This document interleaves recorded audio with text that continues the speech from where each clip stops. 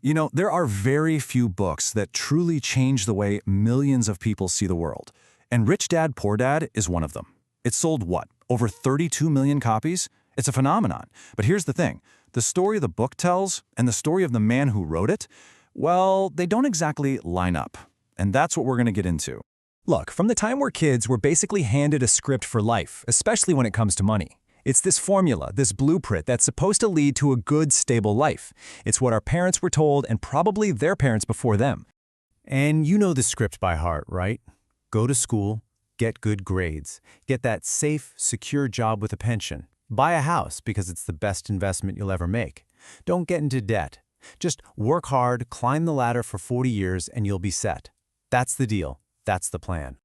But then this book comes along and just throws a grenade into the whole thing. It asks this really, really uncomfortable question. What if that safe path, what if the entire formula isn't actually a path to freedom? What if it's the trap itself? And that's the whole setup for Rich Dad, Poor Dad. It's a story about the author, Robert Kiyosaki, and the two major male influences in his life. You've got his real dad, the poor dad, a super educated guy, head of the school system, but always broke. And then you have his best friend's dad, the rich dad, an 8th grade dropout who ends up a millionaire. And the difference in how they think is just night and day. Poor Dad says things like, the love of money is the root of all evil. Rich Dad flips it, the lack of money is the root of all evil. When faced with something expensive, Poor Dad's brain shuts down. I can't afford it. End of story. Rich Dad's brain turns on. Okay, how can I afford it? One is a dead end, the other is the start of a whole new way of thinking. And that leads us to the book's biggest, most famous idea. It's this. The poor and the middle class, they work for money. Their life is about trading their time for a paycheck. But the rich, they don't do that. They have their money work for them. They build and buy things that generate more money, all on their own. So when you're just working for that salary, the book says you're stuck in something it calls the rat race. And it's a brutal cycle. You're driven by fear, the fear of not being able to pay your bills, so you cling to your job. But you're also driven by greed, or maybe just desire. So when you get a raise, you just spend more. Get a bigger house, a nicer car, and the bills go up, and the fear gets worse. It's this hamster wheel you can never get off of. So how in the world do you get out of the race? Well, the book's answer is that it all starts with financial literacy, but not in a boring academic way. It starts by totally changing how you define two of the simplest words in finance. Just forget everything you learned in accounting class. Kiyosaki's definitions are ruthlessly simple. An asset is anything that puts money in your pocket. A liability is anything that takes money out of your pocket. Period. It's all about cash flow. That's it. This simple shift changes absolutely everything. And this is where it gets personal. Think about your home, the one everyone tells you is your greatest asset. Now, be honest. Every single month, does it put money in your pocket?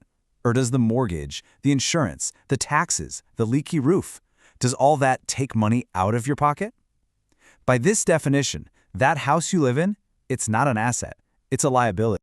And that idea is wrapped up in this single sentence that is just devastatingly clear. The rich spend their lives buying assets, things that generate income. The poor just have expenses. And the middle class, well, they get trapped. They spend their lives buying liabilities, nicer cars, bigger houses, boats, all while telling themselves they're building their asset portfolio. So, these ideas are powerful, right? It feels like you've been let in on a huge secret. It's exciting. But then you start to look into the guy who wrote the book, Robert Kiyosaki. And well, that's when the clean, simple story starts to get really, really messy.